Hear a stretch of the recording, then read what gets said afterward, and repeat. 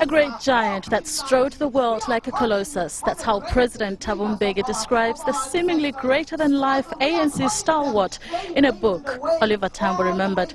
Good afternoon and welcome to Albert Road Recreation Park in the London borough of Haringey. It's a council that embraced some of the prominent figures during the struggle against apartheid. It's also a council that embraced Oliver Tambo and his wife Adelaide. It was in 1960 when OR was instructed to travel abroad to establish an external mission for the ANC. The idea was to mobilize international support and coordinate the years of underground struggle that would follow. He set up home here for his family while he traveled extensively, educating the international community about the injustices of the then South African regime while keeping the ANC together. Today, the Haringey Council celebrates and commemorates his life with Oliver Tambo Memorial. In the next hour, we'll bring you events as they unfold here.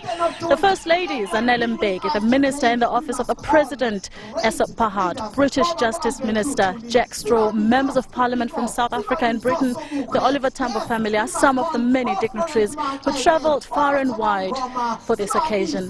Let's now take a look at this background. When Nelson Mandela and Oliver Tambo travelled to London in 1962, they spoke of their hopes that a statue of a black person would be erected alongside the others outside the House of Commons. In August, Madiba travelled to see his likeness be unveiled on the site outside Parliament. Oliver would have been proud today if he were here. Oliver Tambo spent 3 decades in exile. His family made London its home, so it is perhaps fitting that his statue be located in the borough of Haringey, where he lived with his wife and children.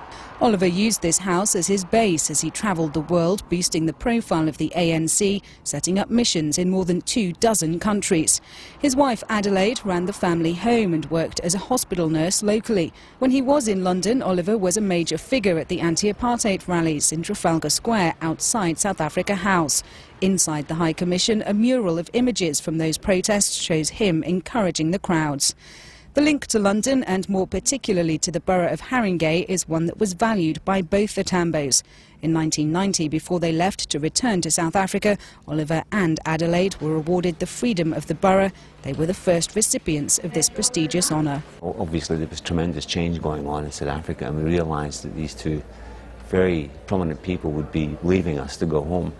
So we felt it important, in recognition of all the work they'd done throughout the anti-apartheid struggle, to honour them in this way. Earlier this year, following Ma Tambo's death, Haringey Council held a minute's silence in her honour. Thank you.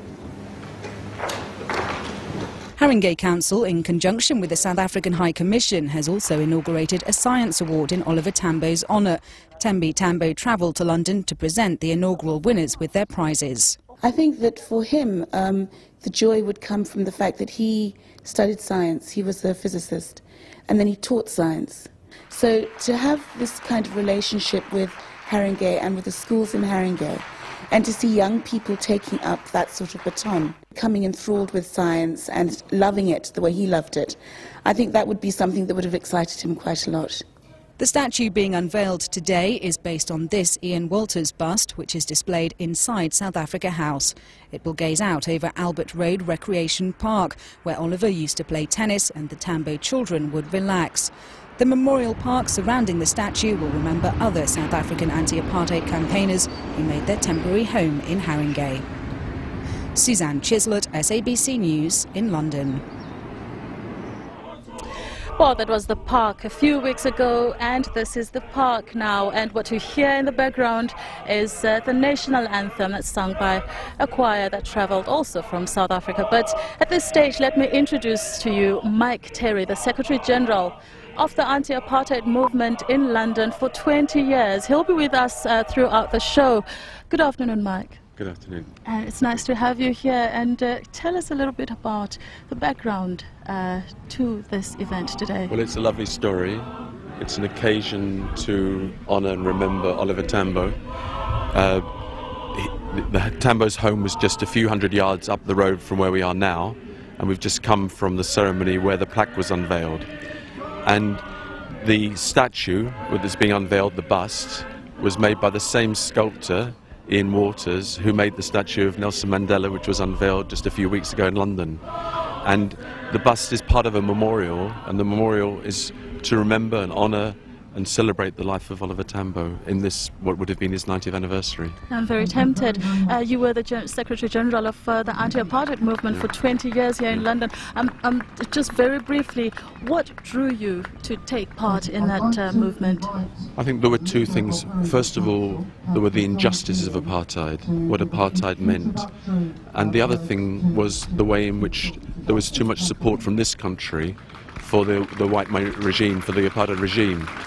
And a lot of people in this country realised that change would come quickly in South Africa and could have come much quicker if there had been real pressure on the apartheid regime, real effective measures.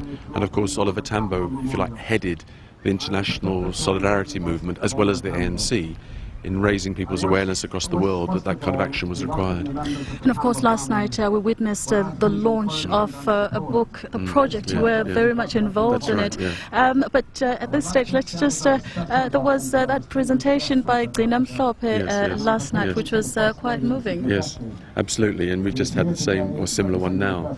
And I think it's significant that for people in this country, that they appreciate some of the history of South Africa and the culture of South Africa, because we enrich ourselves if we understand each other's cultures. Let's just get a clip of what Gcina presented last night. They represent in Africa, the Commonwealth, and in Scandinavia.